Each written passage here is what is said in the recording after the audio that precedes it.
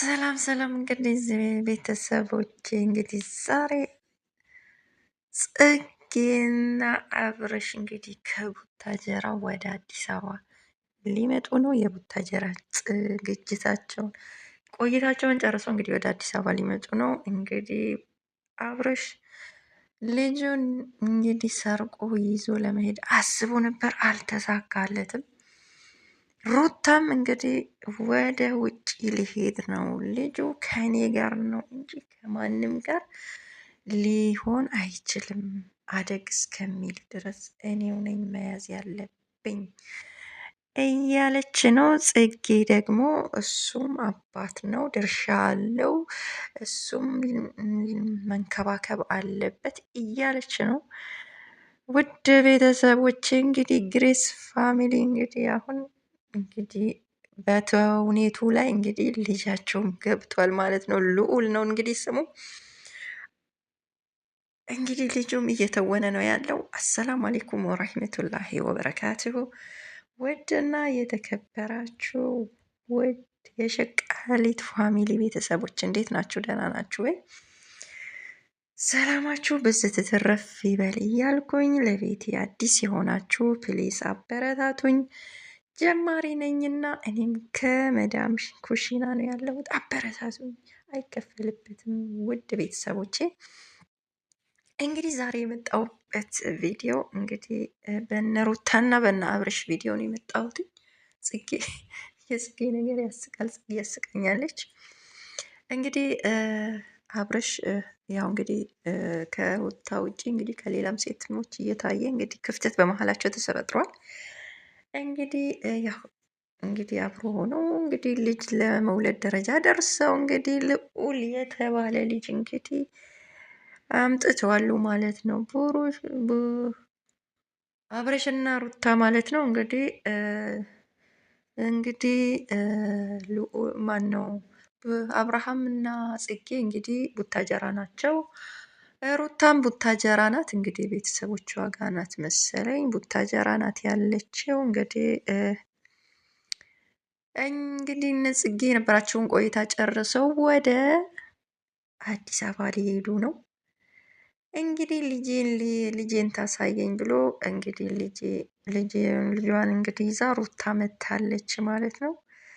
ልጇን ይዛ መታለች እንግዲህ አሳይተዋለች። ገና ሲቀበለው እንግዲህ አብርሃም ሲቀበለው እንግዲህ ልጁም እንግዲህ እንትን ብሏል። ያው የአባት ፍቅር ያው እንግዲህ ከሞላ ጎደል ያው አያያዙንም አውቆበታል። እንግዲህ ደስተኛ ሆኗል። ያው እንግዲህ አባት ነውና እንግዲህ ለእኔ ሊያዙ ዛሬ እኔ ልንከባከበው እንግዲህ ወደ አዲስ አበባ ይዘናችሁ ይህን ሂድ፣ ልጁ ከኔ ጋር ነው መሆን ያለበት እያለ ነው። እንግዲህ ጽጌም ደግሞ እስቲ ለተወሰነ ሰዓት ታዩና አብርሃም ለብቻው ይሆንና እንትኑን ይወጣ ናፍቆቱን ይወጣ ምናምን እያለች ነበር። አስቃኛለች። እንግዲህ አንቺ ሂጂና እሱ በቃ በነፃነት ከሱ ጋር ይሆን አለች ማለት ነው። እንግዲህ እናት ምንም ቢሆን ወንድ ያው በአሁን ሰዓት ደግሞ ከባድ ነው ለሕፃን ያው ምንም ይሁን ያው እናት ናት እና ለልጅ አያያዝ የምትመች ገና አልጠነከሩም፣ አንገታቸው ይቀጫል ይባላል። ወተት ራሱ ሲጠጡት ይላቸዋል ይባላል። እና ይሄ ሁሉ ፕሮሰስ አለ። እንግዲህ አብርሽ ዝም ብሎ በቃ ያው የተወሰነ ቀን ቢይዝ እኮ ይሰለቸዋል። ኧረ ይላል ማለት ነው። ግን አሁን ያው እንትን ስለሆነ ነው እንጂ በወረት ስለሆነ ነው እንጂ ማለት ነው። ሁሌ ቢወስድና ራሱ ጋር ቢያደርግ ማለት ነው እንትን ይል ነበረ። እና ሴት ያው የያዘችው ሴት እንግዲህ ልጅን በማሳደግ ያው ብዙ ነገር እየሆነች ነው። እና ወንዶች ትዕግስት የላቸውም። እንግዲህ እናቶቻችን እንግዲህ ክብር ይገባቸው፣ እኛን ከትንሽ እስከ ትልቅ ያድርሰውን እና መስዋዕት ከፍለው ነው እና የሚያሳድጉን ያው ሴት እና ሁሉም ነገር ቻይናት ነው እና ቻይናት እና ለማንኛውም እንግዲህ ሩታ እኔ በነገራችን ላይ ሩታ ውጭ ልትሄድ ነው ይባላል ሁሌ ጊዜ። መች ነው ግን የምትሄደው? እኔ ጥያቄ ሆኖብኛል። አሁንም እንግዲህ ልጁን ይዛ ልትሄድ ነው። ወደ ውጭ የት ሀገር ነው እስቲ የምትሄደው? እስቲ የምታውቁ ሹክ በሉ። አውሮፓ ነው አ ወይስ ኤዥያ ነው ወይስ የት ነው የምትሄደው? እስቲ ንገሩኝ። ወይስ ኢትዮጵያ ክልል ነው? ንገሩኝ። ልጇን ይዛ እንግዲህ ልትሄድ ነው፣ አየሩ ምናምን ሊቀየርብሽ ነው እያላት ነበረ እና አብርሽ እና መች ነው የምትሄደው? ሳትወልድም በፊት ወደ ውጭ ልትሄድ ነው ሲባል ነበረ ማለት ነው። ከተወለደ በኋላም እንግዲህ ወደ ውጭ ልትሄድ ነው ይላሉ። ምንድን ነው መች ነው? እሺ ይሄኔ እኮ ብትሄድ ማለት ነው ለስራ እንኳን አትሄድም።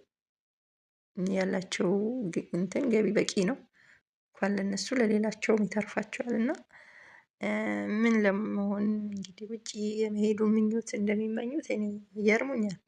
በሀገራቸው ላይ ዘና ፈታ ብሎ እየኖሩ ነው። የውጭ መሄዱን ያው እንግዲህ ያው ትወና ነው። በነገራችን ላይ ያው ትወና ነው። እንኳን እነሱ ይቅሩና እንግዲህ አሁን ህፃኑም ልጅ እየተወነ ነው ያለው ልዑል ማለት ነው። የእነሱን አሪያ ተክል ሊያስከትሉት ነው እና ሊተውን ነው እሱ ምን ወይኔ